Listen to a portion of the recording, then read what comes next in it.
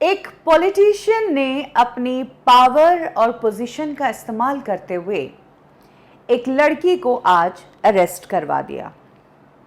ये लड़की एक टाइम पर इस पॉलिटिशियन के ऑफिस में काम करती थी, लेकिन कुछ समय बाद जब इस लड़की ने इस पॉलिटिशियन के ऑफिस को छोड़कर दूसरा काम करना चाहा, तो उसके बाद इस पॉलिटिशियन ने लड़की को हैरेस करना शुरू कर दिया।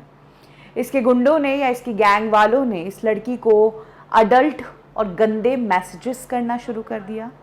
वीडियो कॉल करके गंदी गंदी चीज़ें दिखाई गई, गालियां दी गई, घर परिवार वालों को धमकाया गया और फ्रेंड्स को भी हैरेस किया गया।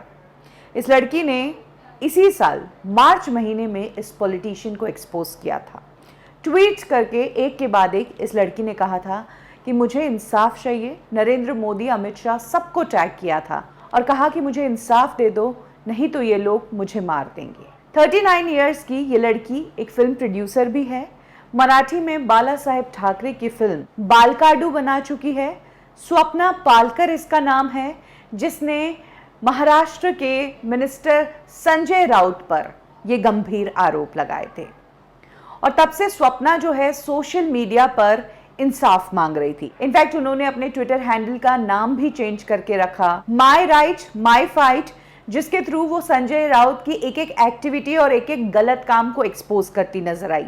उन्होंने ये भी कहा कि संजय राउत ने अपना कोई भी बिजनेस अपने नाम पर रखा ही नहीं है, अपने साथ वालों के नाम पर रखा है, लेकिन ये सारे बिजनेस संजय राउत के हैं।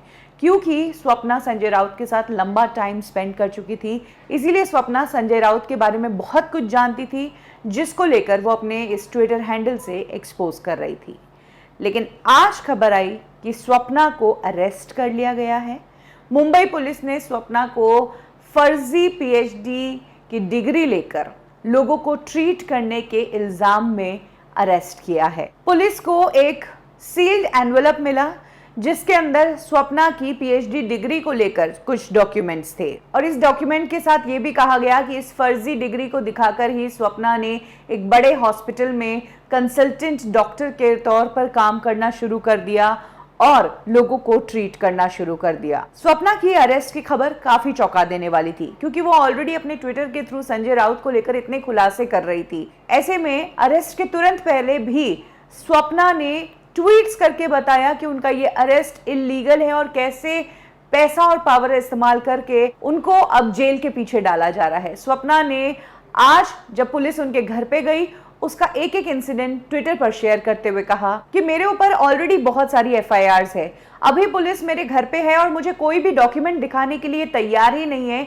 कि आखिर कंप्लेंट किस चीज की है। ये होता है उन लोगों का हश्र जो अपने जस्टिस के लिए लड़ते हैं। सोचिए लोग कहाँ जाएंगे। इसके बाद स्वप्ना ने लिखा कि पुलिस मेरे घर के अंदर आ चुकी है, बांद्रा पुलिस है ये। उन्होंने कहा है कि एक केस की इन्वेस्टिगेशन करना चाहते हैं। जब मैंने उनसे पेपर्स मांगे या लेटर मांगा तो उन्होंने नहीं दिया। मुझे फोर्सफुली पुलिस स्टेशन ले जाया गया। संजय राउत ने मुझे पहले भी पुलिस स्टेशन भेजा है और अब ये लोग मुझे हैरेस कर रहे हैं और मेरा फोन भी ले रहे हैं। मेरे साथ 2014 से यही सब हो रहा है। स्वप्ना के कुछ ही दिनों पहले के ट्वीट्स की अगर बात की जाए तो उसमें उन्होंने एक ट्वीट में ये भी जिक्र किया है कि मार्च 2021 में जब स्वप्ना ने संजय राउत के बारे में ट्विटर पर एक्सपोज किया उन्हें, तो उन्होंने ट्विटर पर केस कर दिया स्वप्ना द्वारा किए गए ट्वीट्स को डिलीट करवाने के लिए। और सबसे बड़ी बात, स्वप्ना ने कहा कि इसमें मुझे जानबूझकर पार्टी नहीं बनाया गया, सिर्फ मामला संजय और ट्विटर के बीच है और ये केस संजय राउत ने ट्विटर पर सिर्फ और सिर्फ मेरे द्वारा किए गए ट्वीट्स जिसमें मैंने संजय राउत को एक्सपोज किया है वो डिलीट करवाने के लिए है। कुछ और ट्वीट्स भी देखे जाएं तो उसमें स्वप्ना ने कहा कि हर दिन नया केस हो रहा है और कुछ एफआईआर्स होने वाली है मेरे ऊपर।